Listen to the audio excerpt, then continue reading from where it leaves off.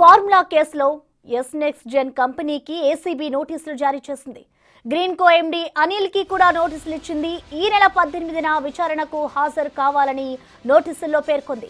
Formula ఈ car race ఒప్పందంపై yes next gen company ప్రతినిధులను గ్రీన్ కో ఎండీ అనిల్ ను ఏసీబీ అధికారులు ప్రశ్నించబోతున్నారు. ఈ కేసులో ఇప్పటికే కేటీఆర్, అరవింద్ కుమార్, బిఎల్ఎన్ రెడ్డిలను ఏసీబీ ప్రశ్నించింది.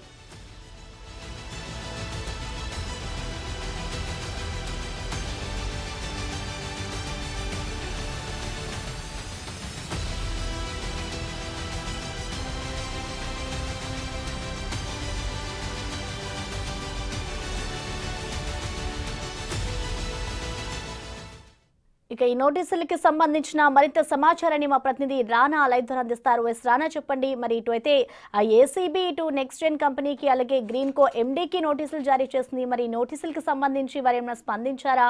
విచారణకు హాజరవుతారనుకోవచ్చా రానా? ఈ కార్ ఫార్ములా రేసింగ్ సంబంధించిన విషయంలో ఏసీబీ దూకుడు పెంచిందని చెప్పుకోవచ్చు. ఎందుకంటే ఇప్పటికే కేటీఆర్ని కానీ, అరవింద్ కుమార్ని కానీ, బిఎల్ఎన్ రెడ్డిని కూడా విచారణ చేసినటువంటి నేపథ్యంలో ఈ కేసులో అత్యంత కీలకమైనటువంటి కంపెనీగా పరిగణిస్తున్నటువంటి ఎస్జెన్ఎక్స్ దీనికి సంబంధించిన విషయంలో వారికి నోటీసులు జారీ చేశారు. గ్రీన్ కో ప్రధాన స్పాన్సర్గా ఉన్నటువంటి నేపథ్యంలో అక్కడి నుంచి కూడా వాళ్ళు ప్రధానంగా ఈ యొక్క టోర్నీకి మొత్తం కూడా వాళ్ళు స్పాన్సర్గా వ్యవహరించారు. కాబట్టి సడన్గా వీళ్ళు మధ్యలో ఎందుకు క్లారిటీ కోసము ఇవాళ నోటీసులు జారీ చేసినట్టుగా తెలిసింది. ఈ నెల 18వ తారీఖున వాళ్ళు ఉదయం 10 గంటలకి ఏసీబీ అధికారుల ముందు విచారణకి హాజరు కావాలంటూ కూడా నోటీసుల్లో పేర్కొన్నటువంటి నేపథ్యం కనపడుతుంది. ముఖ్యంగా గ్రీన్ కో ఎండీ ఎవరైతే ఉన్నారో అనిల్, ఆయనకు కూడా అనిల్ చలమశెట్టి, సో ఆయన కూడా నోటీసులు జారీ చేస్తారు. వ్యక్తిగతంగా హాజరు కమ్మని కూడా చెప్పినటువంటి నేపథ్యం అయితే కనపడుతుంది. సో చెప్పుకోవచ్చు, ఎందుకంటే ఇప్పటికే అనేక రకాలైనటువంటి మనుషుల ద్వారా కూడా ఇప్పటికే మొత్తం డాక్యుమెంట్స్ అంతా కూడా పరిశీలించిన తర్వాత ఇప్పటికే వీరు ముగ్గురికి సంబంధించిన విషయంలో వాళ్ళ స్టేట్మెంట్లు కూడా రికార్డు చేసుకున్న తర్వాత ఇప్పుడు అఫీషియల్గా గ్రీన్ కో కంపెనీని ఇప్పుడు వారు విచారణ చేయబోతున్నారు.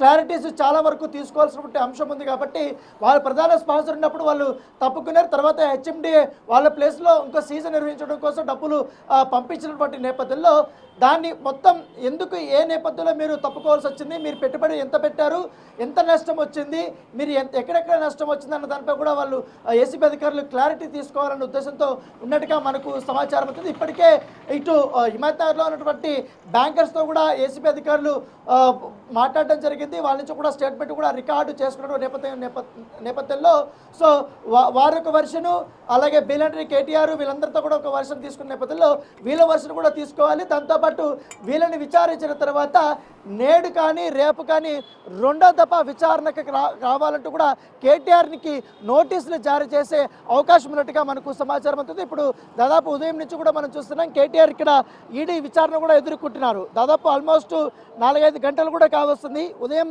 10:30కి ఆయన వచ్చారు. కరెక్ట్గా 10:45కి ఈడీ విచారణ అనేది మొదలైంది.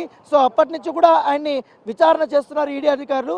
దానితో పాటు మధ్యలో లంచ్ బ్రేక్ ఒక 45 మినిట్స్ దాకా ఇచ్చినట్టుగా మనకు సమాచారం ఉంటుంది. సో లంచ్ బ్రేక్ అయిపోయిన తర్వాత తిరిగి విచారణ ప్రారంభమైనట్టుగా మనకు సమాచారం అవుతుంది.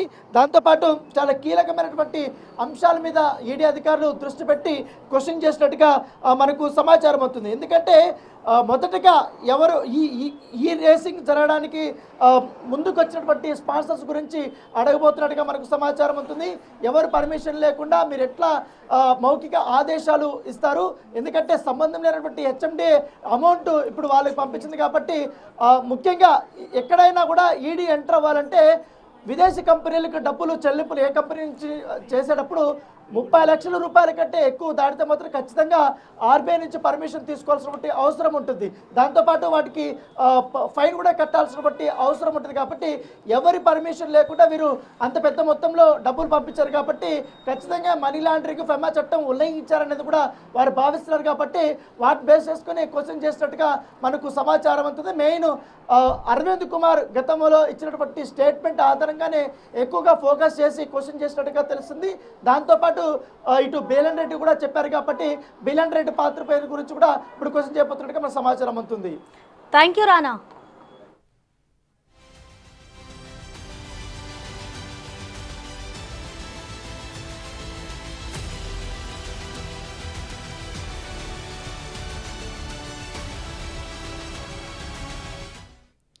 ఇవి bulletin updates. For more updates clarity కోసము ఇవాళ నోటీసులు జారీ చేసినట్టుగా తెలిసింది. ఈ నెల 18వ తారీఖున వాళ్ళు ఉదయం 10 గంటలకి ఏసీబీ అధికారుల ముందు విచారణకి హాజరు కావాలంటూ కూడా నోటీసుల్లో పేర్కొన్నటువంటి నేపథ్యం కనపడుతుంది. ముఖ్యంగా గ్రీన్కో ఎండి ఎవరైతే ఉన్నారో ఆయనకు కూడా అనిల్ చలమశెట్టి, సో ఆయన కూడా నోటీసులు జారీ చేస్తారు. వ్యక్తిగతంగా హాజరు కమ్మని కూడా చెప్పినటువంటి నేపథ్యం అయితే కనపడుతుంది.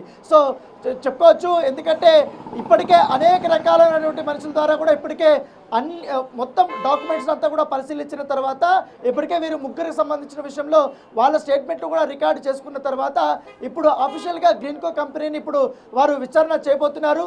క్లారిటీస్ చాలా వరకు తీసుకోవాల్సినటువంటి అంశం ఉంది కాబట్టి వాళ్ళ ప్రధాన స్పాన్సర్ ఉన్నప్పుడు వాళ్ళు తప్పుకున్నారు. తర్వాత హెచ్ఎండిఏ వాళ్ళ ప్లేస్లో ఇంకో సీజన్ నిర్వహించడం కోసం డబ్బులు పంపించినటువంటి నేపథ్యంలో దాన్ని మొత్తం ఎందుకు ఏ నేపథ్యంలో మీరు తప్పుకోవాల్సి వచ్చింది, మీరు పెట్టుబడి ఎంత పెట్టారు, ఎంత నష్టం వచ్చింది, మీరు ఎక్కడెక్కడ నష్టం వచ్చింది అన్న దానిపై కూడా వాళ్ళు ఏసీబీ అధికారులు క్లారిటీ తీసుకోవాలన్న ఉద్దేశంతో ఉన్నట్టుగా మనకు సమాచారం అవుతుంది. ఇప్పటికే ఇటు హిమాయత్నగర్లో ఉన్నటువంటి బ్యాంకర్స్తో కూడా ఏసీబీ అధికారులు మాట్లాడడం జరిగింది. వాళ్ళ నుంచి కూడా స్టేట్మెంట్ కూడా రికార్డు చేసుకున్న నేపథ్యంలో సో వారి ఒక వర్షను అలాగే బిలంటరీ కేటీఆర్ వీళ్ళందరితో కూడా ఒక వర్షన్ తీసుకున్న నేపథ్యంలో వీళ్ళ వర్షన్ కూడా తీసుకోవాలి. దాంతోపాటు వీళ్ళని విచారించిన తర్వాత నేడు కానీ రేపు కానీ రెండో దఫా విచారణకు రావాలంటూ కూడా కేటీఆర్కి నోటీసులు జారీ చేసే అవకాశం ఉన్నట్టుగా మనకు సమాచారం అవుతుంది. ఇప్పుడు దాదాపు ఉదయం నుంచి కూడా మనం చూస్తున్నాం కేటీఆర్ ఇక్కడ ఈడీ విచారణ కూడా ఎదుర్కొంటున్నారు. దాదాపు ఆల్మోస్ట్ 4-5 గంటలు కూడా కావస్తుంది. ఉదయం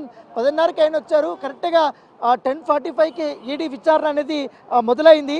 సో అప్పటి నుంచి కూడా ఆయన్ని విచారణ చేస్తున్నారు ఈడీ అధికారులు.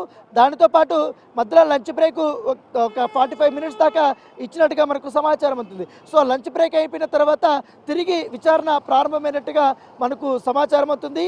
దాంతోపాటు చాలా కీలకమైనటువంటి అంశాల మీద ఈడీ అధికారులు దృష్టి పెట్టి క్వశ్చన్ చేసినట్టుగా మనకు సమాచారం అవుతుంది. ఎందుకంటే మొదటగా ఎవరు ఈ రేసింగ్ జరగడానికి ముందుకు వచ్చినటువంటి స్పాన్సర్స్ గురించి అడగబోతున్నట్టుగా మనకు సమాచారం ఉంటుంది. ఎవరు పర్మిషన్ లేకుండా మీరు ఎట్లా మౌఖిక ఆదేశాలు ఇస్తారు, ఎందుకంటే సంబంధం లేనటువంటి హెచ్ఎండి అమౌంట్ ఇప్పుడు వాళ్ళకి పంపించింది కాబట్టి ముఖ్యంగా ఎక్కడైనా కూడా ఈడీ ఎంటర్ అవ్వాలంటే విదేశీ కంపెనీలకు డబ్బులు చెల్లింపులు ఏ కంపెనీ నుంచి చేసేటప్పుడు 30 లక్షల రూపాయల కంటే ఎక్కువ దాటితే మాత్రం ఖచ్చితంగా ఆర్బీఐ నుంచి పర్మిషన్ తీసుకోవాల్సినటువంటి అవసరం ఉంటుంది. దాంతోపాటు వాటికి ఫైన్ కూడా కట్టాల్సినటువంటి అవసరం ఉంటుంది. కాబట్టి ఎవరి పర్మిషన్ లేకుండా వీరు అంత పెద్ద మొత్తంలో డబ్బులు పంపించారు కాబట్టి ఖచ్చితంగా మనీ లాండరింగ్ ఫెమా చట్టం ఉల్లంఘించారనేది కూడా వారు భావిస్తున్నారు. కాబట్టి వాటిని బేస్ చేసుకుని క్వశ్చన్ చేసినట్టుగా మనకు సమాచారం అవుతుంది. మెయిన్ అరవింద్ కుమార్ గతంలో ఇచ్చినటువంటి స్టేట్మెంట్ ఆధారంగానే ఎక్కువగా ఫోకస్ చేసి క్వశ్చన్ చేసినట్టుగా తెలుస్తుంది. దాంతోపాటు ఇటు బీలన్ రెడ్డి కూడా చెప్పారు కాబట్టి బీలన్ రెడ్డి పాత్ర పేరు గురించి కూడా ఇప్పుడు క్వశ్చన్ చేయబోతున్నట్టుగా మన సమాచారం అవుతుంది. Thank you Rana.